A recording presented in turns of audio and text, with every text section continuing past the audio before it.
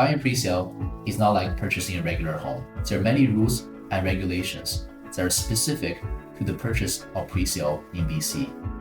Hi, my name is Steven from the Exponential Real Estate Group, where we empower individuals one property at a time. Please do not forget to like or subscribe to our channel by clicking below, where we answer all your questions about the tough Vancouver real estate market. First, what is pre-sale? A pre-sale is a property that hasn't been built yet. When we purchase a pre-sale, we're buying the right to complete our property several years down the road. Sort of like a stock option. You do not actually pay the full price for the property until the property is transferred to you upon completion. As a result, a home loan isn't needed until the completion date. However, it is generally advisable for you to get a pre-approval beforehand. Generally, you can lock in a very favorable interest rate as long as your property is completing in less than 2 years. Developers must sell a certain percentage of the pre-sales in a development in order to secure financing from their own lenders. So this means that many pre-sales are sold before construction has started, or even before the necessary permits have been obtained from their cities. Buyers will eventually pay the full price. However, they put down deposit installments that can vary from developer to developer. In return for these deposit installments, the developer promises to build the property. But where does the deposits actually go? In just about every case, they go into a trust account of a law firm. These deposits are only released to the developer upon the completion of the property. There are some big differences between purchasing a pre-sale and purchasing a resale. For one, the contracts between the two are dramatically different. In a pre-sale contract, the developer has a lot more power than a seller does in a resale contract. For example, they can change the layout or the size of the property up to a certain percentage. Sometimes this is for very legitimate reasons, such as city requirements, obtaining building permits, or supply chain issues. However, if it is stipulated in the contract, there isn't a whole lot that you can do. In addition, the completion date given on the contract is only an estimate. It is hardly guaranteed. A word of caution here, just like any other business, not all developers are created equal. There are some good ones and there are some bad apples.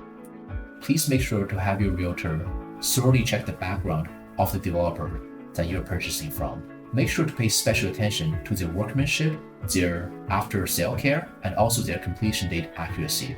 You can find information on developers from websites such as Google, Yelp, or any other review sites that you use. Next, let's look at the type of documents that you will need. Not only will you be getting a contract, you'll also be getting a document called the Developer's Disclosure Statement. Disclosure statements, which are common across all real estate transactions in BC, is required for pre-sales as well. Please make sure to carefully read and understand this disclosure statement. It may be very long, approximately 200 pages for some developments, but it's very important for you to understand it thoroughly.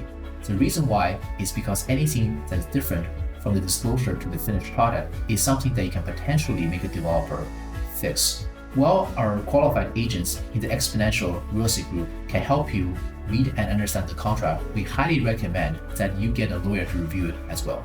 Once you have signed the contract, you have 7 days to rescind for any reason. The 7 days is a cooling off period where you get to do your due diligence on the disclosure statement, which typically is very long. After the 7 days, the contract is legally binding, and just like the developer is legally obligated to complete the project, you are legally obligated to purchase a project upon its completion date.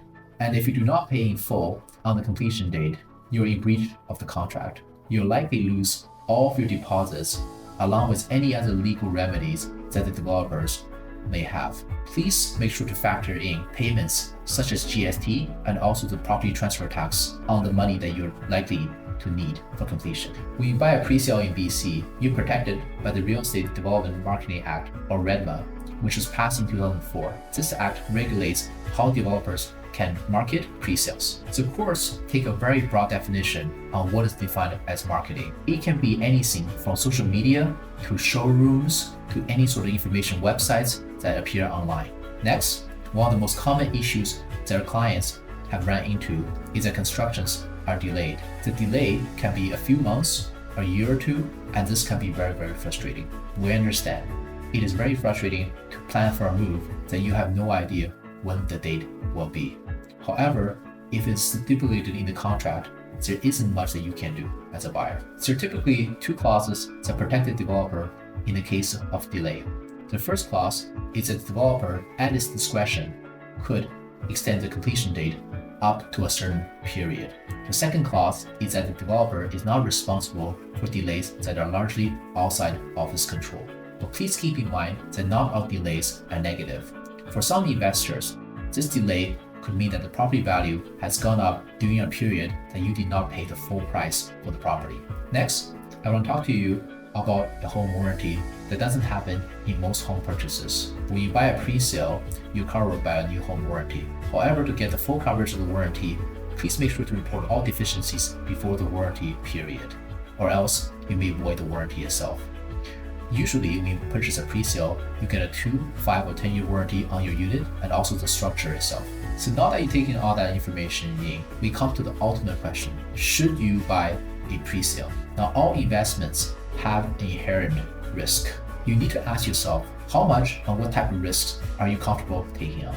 For example, when COVID hit, there were many buyers who couldn't complete on their pre-sale purchase. As a result, they either had to forfeit the deposits or assign the units at a loss. However, I do want to note that Vancouver Real Estate typically has been a great investment. It's a great way to leverage your money. But please make sure to consult with a qualified real estate agent and also qualified mortgage broker before deciding if purchasing a pre-sale is for you. Getting a brand new pre-sale is like getting the keys to a brand new car. Everything is shining and new. You do not need to contend with what the previous owner did to the property. So there you have it. Hopefully today's video has helped you understand the pre-sales a little bit better. If you'd like more information or would like to ask questions regarding pre-sales, please put a comment below this video. Thank you very much and have a good day.